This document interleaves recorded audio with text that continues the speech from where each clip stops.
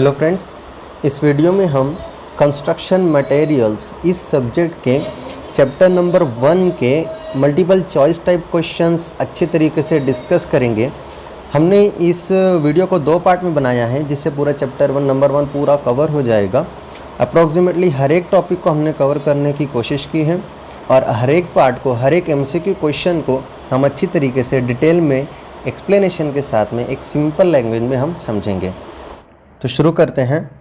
Question number 1 is which of the following is are role of a civil engineer. जो civil engineer होता है उसका role क्या होता है, उसका काम क्या होता है। Options are preparation of layout, preparation of approval plan, preparation of structural drawing and estimation of cost, all of the above. तो ऑब्वियसली इसका आंसर है all of the above.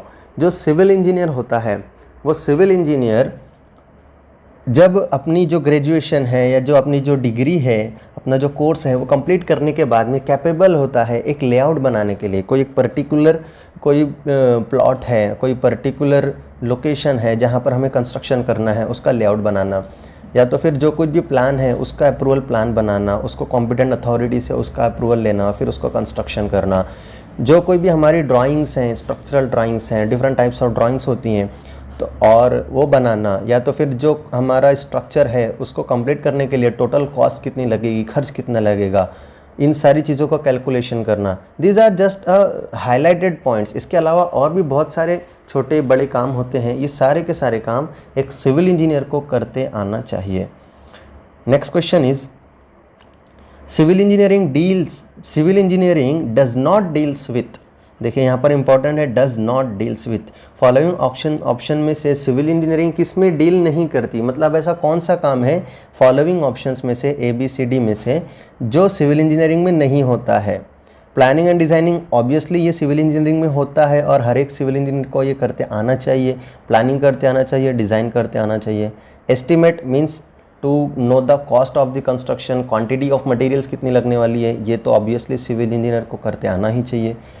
Execution and maintenance. Execution means to start the work, काम की शुरुआत करना, actual site के ऊपर काम को स्टार्ट करना, कंस्ट्रक्ट करना, ये तो आना ही चाहिए। मेंटेनेंस, आफ्टर कंस्ट्रक्शन काम कंप्लीट होने के बाद में जो स्ट्रक्चर है हमारा, जो बिल्डिंग्स है हमारी, उसका मेंटेनेंस करना, उसमें जो टूट फूट हो गई, जो डिफेक्ट्स आ गए हैं उनको रिपेयर करना, ऑब्वियसली ये सिविल इंजीनियर को करते आना चाहिए।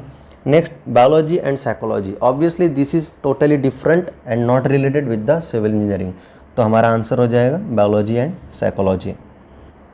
Next question is question number 3 is which of the following branch of civil engineering deals with the study of quantity of material required. हम जो कोई भी कंस्ट्रक्शन करेंगे, जो भी हम स्ट्रक्चर कंस्ट्रक्ट करेंगे, कोई ब्रिज हो, कोई रोड हो या कोई बिल्डिंग हो, तो उसमें हमें डिफरेंट मटेरियल्स लगेंगे। Cement, sand, aggregates, water, bricks, steel, ऐसे डिफरेंट मटेरियल्स रहेंगे। तो हमें इन मटेरियल्स की क्वांटिटी कितनी लगने वाली है उसका कैलकुलेशन करना पड़ता है। तो फॉलोइंग में से ऐसा कौन सा सब्जेक्ट है, कौन सी ब्रांच है सिविल इंजीनियरिंग की जिसमें हम ये सारे कैलकुलेशंस करते हैं। First is geotechnical engineering. Geotechnical engineering में जियोटेक्निकल इंजीनियरिंग ये जो सब्जेक्ट है सिविल इंजीनियरिंग का, इस सब्जेक्ट में हम सॉइल से रिलेटेड जो स्टडी है उसको कैरी आउट करते हैं। सॉइल की बेरिंग कैपेसिटी कितनी है, सॉइल कितना लोड कैरी कर सकती है, उसमें पानी अगर आ गया, बारिश हो गई तो उसकी वजह से उसमें क्या चेंजेस होंगे, उसके स्ट्रेंथ में क्या चेंजेस होंगे, वो सारी चीज़ें इसके अंदर डिस्कस होती है, उसकी स्टडी होती है। Next is transportation engineering. Transportation means railway engineering. जो हमारा रेलवे होता है, रेलवे एक जगह से दूसरी जगह हमारी चलती है, जिससे हमारे गुड्स भी ट्रांसफ़र होते हैं, पैसेंजर्स भी ट्रांसफ़र होते हैं। तो उसका जो ट्रैक का मैकेनिज़्म होता है, रेल्स होते हैं, स्लीपर्स होती हैं, बैलास्ट होता है, डिफरेंट कंपोनेंट्स है, उन सारी चीज़ों का स्टडी, और फिर ट्रैकिंग मैकेनिज़्म, उसका प्लेटफॉर्म, इन सारी चीज़ों का स्टडी, ये हो गया रेलवे इंजीनियरिंग। एक होता है हाईवे इंजीनियरिंग, जो हम हाईवे यूज़ करते हैं, वो डॉक्स होता है, ब्रिजेस होते हैं, हार्बर्स होते हैं। तो ये सारी चीज़ें किस में आती हैं, ट्रांसपोर्टेशन में आती हैं। Next is foundation engineering. Her structure का एक फाउंडेशन होता है और उस फाउंडेशन के थ्रू उस स्ट्रक्चर का लोड ट्रांसफ़र होता है सॉइल पे। तो उस फाउंडेशन का टाइप क्या होना चाहिए, हर फाउंडेशन की अलग अलग कैपेसिटी होती है, उसके हिसाब से हमें पर्टिकुलर स्ट्रक्चर का एक फाउंडेशन डिज़ाइन करना पड़ता है। तो ये सारी चीज़ें डिस्कस होती है हमारी फाउंडेशन में। And last is quantity survey. ये सब्जेक्ट है क्वांटिटी सर्वे का, इसी को हम एस्टिमेटिंग कॉस्टिंग भी कहते हैं कहीं जगह, कुछ जगह पर, जिसके अंदर हम स्ट्रक्चर के अंदर लगने वाली क्वांटिटी ऑफ मटेरियल के बारे में हम कैलकुलेशंस करते हैं। तो हमारा आंसर हो जाएगा D, quantity surveying. Next question is the part of building which is above the ground level is called as levelling, surveying, sub structure and super structure. हर स्ट्रक्चर का दो पार्ट रहने वाला है, एक पार्ट रहेगा सब स्ट्रक्चर और एक पार्ट रहेगा सुपर स्ट्रक्चर। और हर स्ट्रक्चर का कुछ पार्ट ये ग्राउंड लेवल के ऊपर होता है और कुछ पार्ट ग्राउंड लेवल के नीचे होता है। Obviously maximum part ground level के ऊपर रहेगा और कुछ पार्ट, समव्हाट पार्ट, फाउंडेशन हो गया या तो फिर अगर कुछ बेसमेंट है तो बेसमेंट वगैरह, इतना पार्ट क्या रहेगा, ये ग्राउंड लेवल के नीचे रहेगा। तो ऐसा पार्ट जो ग्राउंड लेवल के नीचे है उसको हम कहते हैं सब स्ट्रक्चर, और बिल्डिंग का ऐसा पार्ट जो ग्राउंड लेवल के ऊपर हो तो उसको हम कहते हैं सुपर स्ट्रक्चर। तो क्वेश्चन में हमसे पूछा गया है बिल्डिंग का वो पार्ट जो ग्राउंड लेवल के ऊपर है, तो आंसर हमारा हो जाएगा super structure. Next question is the part of building which is below the ground level. अभी हमने जैसे डिस्कस किया कि बिल्डिंग का वो पार्ट जो ग्राउंड लेवल के नीचे हो तो हम उसको कहते हैं सब स्ट्रक्चर। तो यहाँ पर आंसर हो जाएगा C. Next question is which of the following material is used for flooring work. Flooring work के लिए कौन सा मटेरियल यूज़ होता है? फ्लोरिंग मतलब क्या? एज फ्लोर, फ्लोरिंग मतलब फ्लोर जहाँ पर हम टेबल होता है, कुर्सी होती है, मतलब बिल्डिंग में जो एरिया जहाँ पर हम वॉक करते हैं, जहाँ पर हम बेड रखे हैं, जहाँ पर हम सोते हैं, जहाँ पर हम वॉक करते हैं, जिसके ऊपर हम रेस्ट करते हैं, टोटल लोड हमारे रूम का उसके ऊपर आता है, फिर वहाँ से कैरी फॉरवर्ड होता है बीम्स पे से होता है ट्रांसफ़र कॉलम्स पे, कॉलम से फाउंडेशन पे और फाउंडेशन से ग्राउंड पे। तो फ्लोरिंग के लिए नॉर्मली कौन सा मटेरियल यूज़ होता है? जनरली सिरेमिक टाइल या तो फिर ब्रिक, सीमेंट या सैंड। तो ऑब्वियसली नॉर्मली जनरली अभी मार्केट में हम अगर देखें तो ये सिरेमिक टाइल्स ही सबसे ज़्यादा उसके लिए यूज़ होती हैं फ्लोरिंग के लिए। Next question is which of the following material is not used in permanent way of railway track. जो रेलवे ट्रैक होता है उसमें कौन सा मटेरियल है फॉलोइंग में से जो यूज़ नहीं होता? Steel, wood, murum and plastic. तो देखिए स्टील भी परमानेंट वे में यूज़ होता है, वुड भी यूज़ होता है, मुरुम भी यूज़ होता है, बट प्लास्टिक यूज़ नहीं होता। तो इसका आंसर हमारा रहेगा डी। देखिए हम अभी डिस्कस करेंगे कि परमानेंट वे होता क्या है, उसका कंपोनेंट क्या होता है, जिससे आपको समझ में आ जाएगा। देखिए ये डायग्राम है हमारी रेलवे ट्रैक की। हमारी जो ट्रेन होती है, ट्रेन वो होती है जिसमें हम बैठते हैं, हम डोर में बैठते हैं, विंडो में बैठते हैं, जहाँ से हमें बाहर का नज़ारा दिखता है, उसको हम कहते हैं ट्रेन। ठीक है, उसको एक ड्राइवर रन कर रहा होता है। लेकिन जो व्हील्स होते हैं ट्रेन की, वो कहाँ पर रेस्ट करती है? यहाँ पर रेस्ट करती हैं। यहाँ पर एक वर्टिकल इस एक व्हील आएगा और इस साइड में एक व्हील आएगा, और ये व्हील किसके ऊपर? व्हील के थ्रू जो लोड होगा इसके ऊपर आता है, इस पार्ट के ऊपर। इसको हम कहते हैं रेल्स। दो रेल्स होती हैं, दो से ज़्यादा नहीं होती, दो से कम भी नहीं होती, और उन दोनों रेल के ऊपर जो दो व्हील्स रहेंगे हमारी ट्रेन के, वो रेस्ट करते हैं। तो ये जो व्हील्स होते हैं ये स्टील की होती है।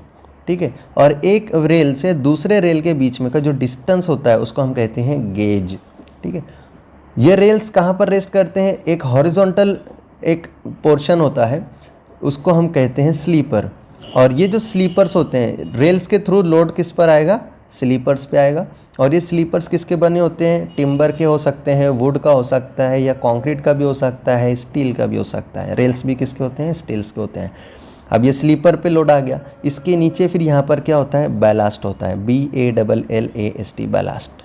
ठीक है, यहाँ पर ही देखिए ballast shoulder broken pieces of stone. तो ये बैलास्ट किससे बना होता है? ब्रोकन पीसेस ऑफ स्टोन से बना हुआ होता है। यहाँ पर इसको, ये जो पोर्शन हॉरिजॉन्टल पोर्शन है, इसको हम कहते हैं शोल्डर्स। दो शोल्डर्स रहेंगे दोनों साइड्स में। और फिर एक स्लोपिंग पोर्शन होता है 1.5:1 में। और फिर लास्ट में जो रहेगा, यहाँ पर रहेगा सब बेस ऑफ मुरुम। ये मुरुम रहेगा, ठीक है, मुरुम से बना हुआ रहेगा। और फिर लास्ट में उसके नीचे सबग्रेड और कॉम्पैक्टेड फॉर्मेशन। ये ग्राउंड लेवल है हमारी। ठीक है, ग्राउंड लेवल के ऊपर पहले हम सब बेस बनाते हैं, कॉम्पैक्टेड अर्थ रहेगी, एक हॉरिजॉन्टल लेयर का फॉर्मेशन होगा परफेक्ट, फिर कुछ मुरुम का लेयर रहेगा, उसके ऊपर बैलास्ट रहेगा, फिर उसके ऊपर रेल्स स्लीपर्स रहेंगे, और स्लीपर्स के ऊपर फिर रेल्स रहेंगी और फिर रेल्स के ऊपर हमारी ट्रेन के व्हील्स होते हैं, ठीक है। तो ये होता है हमारा परमानेंट वे, और यहाँ पर ये पूरी विड्थ को, टोटल विड्थ को हम कहते हैं फॉर्मेशन विड्थ। तो एक जनरल डिस्क्रिप्शन है, जनरल नॉलेज है। आप रेलवे इंजीनियरिंग में इन सारी चीज़ों को बहुत डिटेल में डिस्कस करोगे, यहाँ पर आपको इनका जनरल आइडिया होना ज़रूरी है। Next question is, if the load of the structure is carried by walls only then that type of structure is called as. Normally broadly अगर क्लासीफाई करें तो स्ट्रक्चर के दो टाइप होते हैं, एक होता है लोड बेरिंग स्ट्रक्चर और एक होता है फ्रेम्ड स्ट्रक्चर। फ्रेम्ड स्ट्रक्चर अभी नॉर्मली कंस्ट्रक्ट किए जाते हैं जिसमें फाउंडेशन होता है, कॉलम है, बीम है और स्लैब है। जो कोई भी लोड है वो स्लैब के थ्रू बीम पे ट्रांसफ़र होता है और बीम के थ्रू कॉलम पे ट्रांसफ़र होता है और कॉलम के थ्रू फाउंडेशन एंड फाउंडेशन के थ्रू सॉइल के ऊपर लोड का डिस्ट्रीब्यूशन होता है। तो इस टाइप ऑफ स्ट्रक्चर को हम कहते हैं फ्रेम्ड स्ट्रक्चर। और लोड बेरिंग स्ट्रक्चर ये पहले ज़्यादा कंस्ट्रक्ट किए जाते थे। लोड बेरिंग स्ट्रक्चर में जो वॉल्स होती हैं बिल्डिंग्स के, मेन वॉल्स होती थी, मतलब जो कोई भी लोड रहेगा स्लैब का वो डायरेक्टली किसके ऊपर कैरी होगा, वॉल्स के ऊपर, और वॉल्स के थ्रू फाउंडेशन एंड फाउंडेशन के थ्रू ग्राउंड पे ऊपर सॉइल पे। यहाँ मतलब वहाँ पे कोई कॉलम बीम का जंक्शन नहीं होता। तो उस टाइप ऑफ स्ट्रक्चर को हम कहते हैं लोड बेरिंग स्ट्रक्चर। मतलब अगर कोई लोड बेरिंग स्ट्रक्चर है और अगर आपने उसकी मेन वॉल को डिसमेंटल कर दी तो उसकी वजह से पूरे स्ट्रक्चर के कोलैप्स होने के चांसेस होते हैं। बट अगर कोई फ्रेम्ड स्ट्रक्चर है और उस फ्रेम्ड स्ट्रक्चर में आपने कोई वॉल को, मेन वॉल हो या पार्टीशन वॉल हो, किसी भी तरह की वॉल हो, एक्सटर्नल वॉल हो या इंटरनल वॉल हो, अगर आपने वहाँ से उस वॉल के पोर्शन को डिसमेंटल कर दिया, तोड़ भी दिया, तो भी ओवरऑल स्ट्रक्चर में कोई भी फेल्योर नहीं होता। तो ये बेसिक डिफरेंस है फ्रेम्ड स्ट्रक्चर और लोड बेरिंग स्ट्रक्चर में। Next question is, which of the following branch deals with the study of water supply, disposal of waste water from domestic and industrial use and environmental pollution control. ऐसी कौन सी branch है civil engineering की जिसमें study होती है water supply की, और जो वेस्ट वाटर जनरेट होगा आफ्टर यूज़, जो ख़राब वाटर होता है उसको डिस्पोज करना, उसको सेफली डिस्पोज कर देना। डोमेस्टिक मतलब जो रेसिडेंशियल एरिया होता है हमारा, जहाँ पर पीपल्स पब्लिक रहती हैं, उन एरिया में से जो वेस्ट वाटर जनरेट हो वो, या तो फिर इंडस्ट्रीज़ है, इंडस्ट्रीज़ में डिफरेंट प्रोसेसिंग्स होती हैं, डिफरेंट मैन्युफैक्चरिंग्स होती हैं जिसकी वजह से वेस्ट वाटर जनरेट होता है, वो वाटर, या तो फिर इन्वायरमेंट का पॉल्यूशन उसका कंट्रोल करना। ये सारी की सारी चीज़ें किस ब्रांच में, किस सब्जेक्ट में स्टडी होती है? तो इसका आंसर है इन्वायरमेंटल इंजीनियरिंग। इरिगेशन इंजीनियरिंग में जो कोई भी वाटर हम स्टोर करते हैं डैम्स में, उस वाटर को हम क्या करते हैं, डाइवर्ट करते हैं कैनॉल्स में, और फिर वो कैनॉल का वाटर यूज़ होता है खेत में, जिससे हमारे क्या होती है, क्रॉप्स का कल्टीवेशन होता है। तो ये सारी की सारी स्टडी होती है इरिगेशन में। ट्रांसपोर्टेशन हमने पहले डिस्कस किया, रेलवे हमने पहले डिस्कस किया है। Next question is, which of the following term is related with the appearance of the structure. Following में से ऐसा कौन सा टर्म है जो के रिलेटेड है किससे, अपीयरेंस ऑफ द स्ट्रक्चर से, मतलब जो लुकिंग है उससे। जैसे अगर हम हमारा लुक अगर कोई बात करे तो कोई कहता है ना कि ये कितना हैंडसम है, ये कैसा दिखता है, तो उसको हम कहते हैं लुक। लेकिन सिविल इंजीनियरिंग के टर्म में हमारी जो बिल्डिंग का जो लुक होगा उसको हम क्या कहते हैं, कौन से टर्म में हम उसको डिफाइन करते हैं? तो ऑप्शंस हैं strength, durability, economical and aesthetic. तो इसका आंसर है एस्थेटिक। जो बिल्डिंग का स्ट्रक्चर का जो लुक रहेगा, जो देखने में जो खूबसूरती रहेगी बिल्डिंग की, तो उसको हम एस्थेटिक इस पैरामीटर के साथ में हम डिफाइन करते हैं। Next question is, which of the following term is related with the cost of the structure. Following में से ऐसा कौन सा टर्म है जो कि कॉस्ट से रिलेटेड है?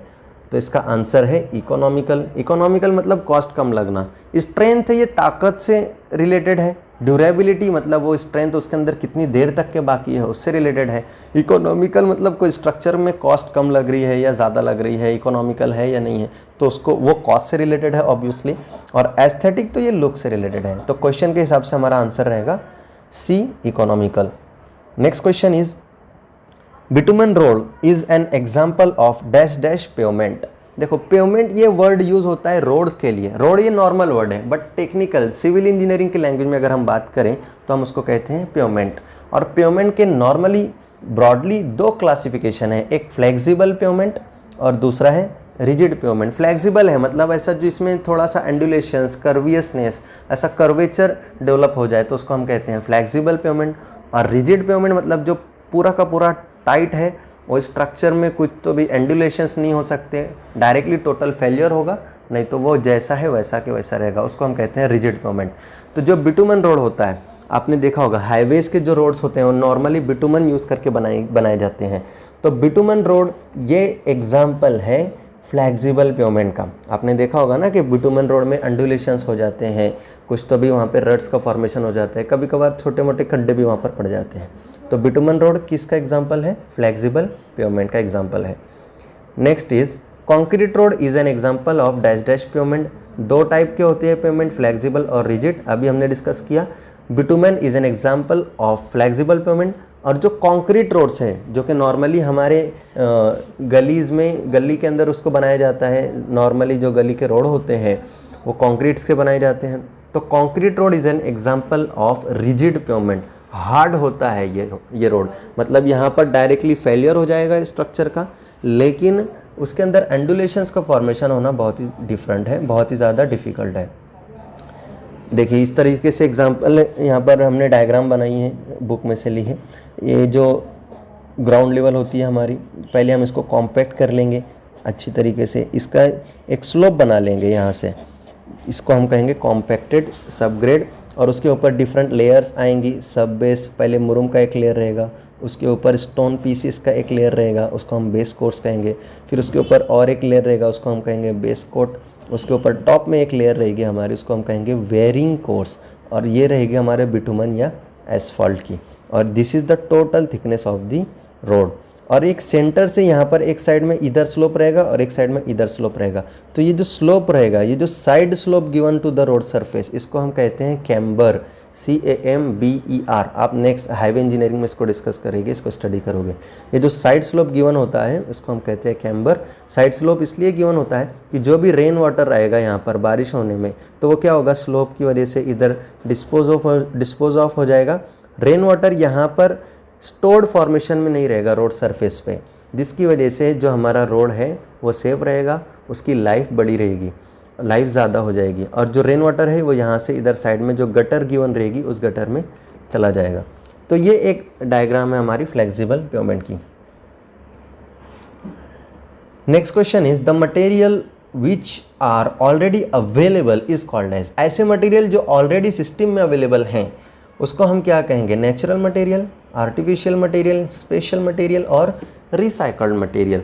तो ऐसे मटेरियल जो कि ऑलरेडी अवेलेबल हैं, ऑब्वियसली वो मटेरियल कौन से रहेंगे? नेचुरल मटेरियल रहेंगे, क्योंकि ह्यूमन ने नहीं बनाया उसे, किसी मैन मेड एक्टिविटी की वजह से उसका फॉर्मेशन नहीं हुआ है, गॉड ने उसको बनाया है, ऑलरेडी अवेलेबल हैं हमारे सिस्टम में, हमारे नेचर में। तो ऐसे मटेरियल्स को हम कहते हैं नेचुरल मटेरियल। एग्जाम्पल, स्टोन हमने बनाया है? नहीं, स्टोन गॉड ने बनाया है। पहाड़ से बनता है हमारा स्टोन, तो ये कौन सा मटेरियल हो गया? नेचुरल मटेरियल्स हो गए। वुड हम यूज़ करते हैं बहुत सारे काम के लिए स्ट्रक्चर में, तो वुड बनते किससे हैं? ट्रीज़ से। तो ट्रीज़ ये कौन से मटेरियल है? नेचुरल मटेरियल है। ट्रीज़ को ये इंसान नहीं बनाता, ठीक है। तो ऐसे डिफरेंट मटेरियल्स हैं, नंबर ऑफ मटेरियल्स हैं which are available naturally, and those materials are called as natural materials. The material which are not occurring naturally, ऐसे मटेरियल जो नेचुरली अवेलेबल नहीं है सिस्टम में, तो उन्हें हम क्या कहेंगे? तो ऐसे मटेरियल जो नेचुरली अवेलेबल नहीं है, मैन मेड हैं, ह्यूमन एक्टिविटीज़, ह्यूमन उसको बना रहे हैं, उसको प्रोसेस कर रहे हैं, उसको मैन्युफैक्चर कर रहे हैं, तो ऐसे मटेरियल को हम कहते हैं आर्टिफिशियल मटेरियल, ठीक है। Next is which of the following material is anthropogenic. Anthropogenic, देखिए ये this is a very technical term, और ये इसका मतलब क्या होता है? एंथ्रोपोजेनिक का मतलब होता है आर्टिफिशियल मटेरियल। आर्टिफिशियल मटेरियल को ही एंथ्रोपोजेनिक भी कहा जाता है।